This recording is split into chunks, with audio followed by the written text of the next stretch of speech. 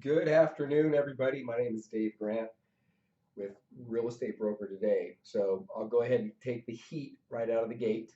Uh, I started this YouTube channel right around this time last year, and for lack of no excuse, just did not stay consistent on what my original vision was for my YouTube channel.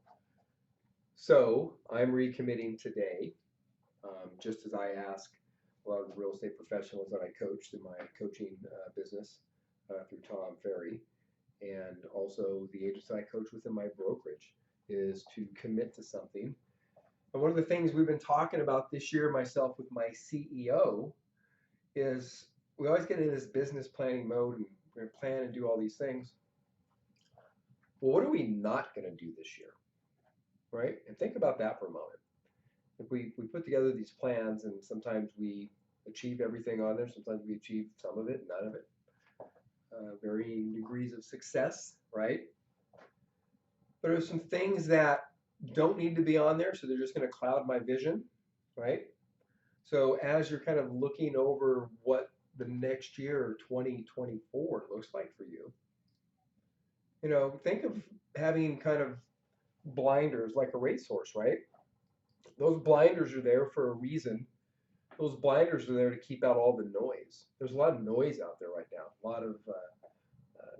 lot of noise, right? We have no control over the political environment, the financial environment, interest rates, too much inventory, not enough inventory.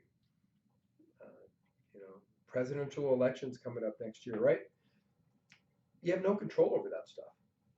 All you need to do is put your heart, your soul, and your energy into your business, into the things that you can control, right? You can control the narrative. There's people out there that have to transact in real estate regardless of the environment. How do you model your business right now to not only capture your past clients and your sphere of influence, your database, right? Which we can say anywhere between 5 to 7% of those people in any given year are going to transact or refer business to you for transactions. Maybe some years it's higher than that. Maybe some years it's lower. But if you work that process, you can add some predictability to it. The second thing is, how do we get in front of the people who have to transact in today's market, right? So those people are going to be job relocations in to your area, job relocations out, possibly downsizing in a home. Kids have moved off to college and we're empty nesters now. We need a smaller home.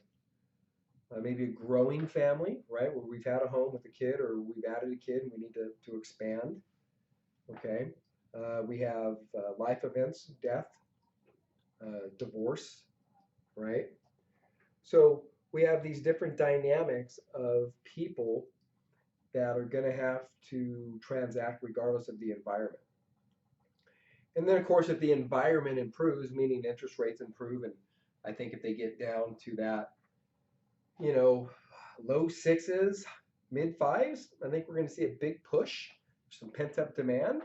I mean, that's even going to take prices, competing offers. I think we're going to get back into that cycle, and that's my opinion moving forward, right? So how can we focus on the things we can control? Get up every day with a mindset, right? The focus, be intentional about my day, like show up, right? And have a method to what you're doing. Working a process. The gentleman I coach, his name's Dan, he talks about how he gets caught up in all the stuff going around, where in previous jobs or careers, he just showed up, he knew he had a job to do, he did what he needed to do each day for the outcome. Well, real estate's the same way. You have to come up and you have to talk to people every day, right? So it's going to be lead generation. There's lead follow-up, consumer follow-up, right? That I'm connecting with people who have inquired about my services. I'm marketing, connecting with my existing database, right? My audience, if you will, and always looking to grow that audience, right? So there's some fundamental things that you just show up each day. Like, what am I doing in my 2 to 3 hours of lead generation time today, right? I have some lead follow-up to do from some online leads, open house leads. I've got some new business to conduct today. I've got some new for sale by owners to contact. I've got some new leads for open houses to follow up on. And then we followed up and made those connections for the day. Hopefully we're setting appointments for the afternoon. But we can also set, in the field activities for the afternoon. If we get in that habit, when I have deals and escrows, I can say, hey, Dave, I'm really excited to start working with you as a buyer. Let me lay this out for you, kind of how my schedule works. Make sure we're on the same page. So generally in the morning from 8 a.m. till 11 or so, I'm out actively looking for new inventory for buyers like yourself, and prospecting for new business. I try to set up all home showings and inspections and things like that in the afternoon hours. Is that going to work for your schedule, Dave? Right. So I asked them, hey, in my perfect world, I'm in money making mode in the morning, so I can have consistency to my day. And in the in-field activities, I try to do in the afternoon. And if it works for them, great. You've set the expectation. Now that's how we're going to work it. The next part would be, no, that doesn't work for me. Well, then I have to pivot and adapt my schedule to accommodate that client, right?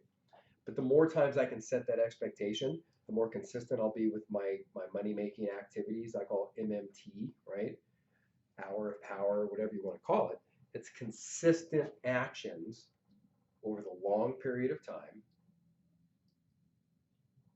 that are going to be conducive to generating revenue for my business, right? Very simple.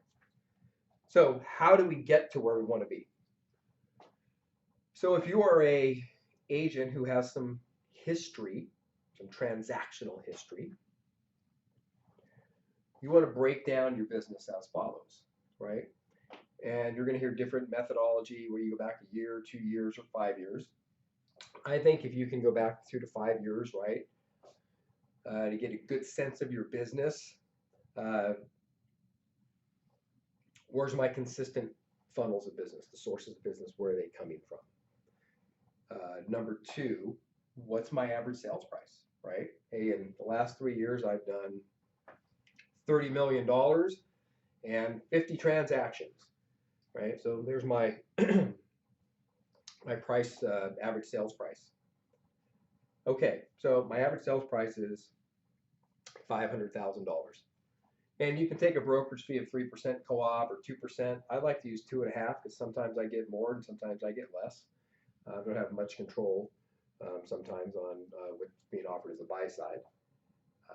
But so we take 2.5% of my average sales price of my production history. And at $500,000 at a 2.5% commission, it's around $12,500. Okay. And I want to make $150,000 gross commissions this year. I take the 150,000 divided by the 12,500, and it tells me I need to do roughly about 14, 15 transactions. Okay. So now I have the number that I'd like to make this year, right? And that should include what it costs you to run your business, costs you to run your household, put some money away, hopefully for savings, putting money back into your business, right? But now we have a number. We know what my average transaction is, and we know how to do the math to get there, okay? So now we know I need 15 transactions. Now, if you're a new agent or newer agent, so you don't have any sales history, hey, I've been in the business a year, I've sold 2 homes, or whatever the case may be. Maybe a better predictor for you is to use the average sales price in your area through the MLS. So hey, in my area, my average sales price is $425,000. All right, let's do that number based on a 2.5% brokerage commission to figure out the number how I get to that $150,000. All right, so use the average for the area. So now that we know how much our target goal is, 150,000 GCI, my average sales price, which is my average commission. Now, gross commission and net commission, right? Retained commission. That's how much you actually take after, if you have a brokerage split, any fees you pay. So know the difference there. right? If you're on a 70-30 split with your brokerage and there's a 5% franchise fee or an 80-20 or whatever the case may be, take that into account so you have your overall net commission. And then you can say, hey, okay, well, my gross commission is 72.50. My net commission is 63.50. And I can take that 63 net number to do the math to get to my 150 commission goal. Okay. All right. So now that we know we have 15 transactions, we want to think about where those are going to come from. Well, go to your database. If you have some history and you have past clients in database, go to your database. If you're brand new in the business, go to your phone and go to your contacts, right? So how many people do you have in your phone? How many people do you have in your contacts? And in any given year, 5 to 7% of those folks are going to transact or send you business, right? Some years maybe it's 9%, some years it's 3%, but I get some predictability there, right? Maybe hey, the market's a little bit slower, inventory's tight. Maybe instead of planning my business plan at 5%, maybe I plan it at 3%, right? You do you. But no, 5 to 7 is that average number, right? So if I have 200 people in that or 300 people in that, at 300 people and 5%, that'd be projected maybe 15 transactions, okay? Okay, now am I doing the things I need to do to be top of mind with those people, right? Like, what are my touch points through the year? At least 4 times a year needs to be the direct variety, is my suggestion, which would be a phone call, let's have coffee, where I see them or speak to them directly. And then the other 12, 20 throughout the year can be of the passive variety, right? They're getting your monthly market update reports, complimentary CMA evaluation every couple times a year, 2 to 3 times a year, social media presence, right? Things of that nature, anything else that you're doing. All right.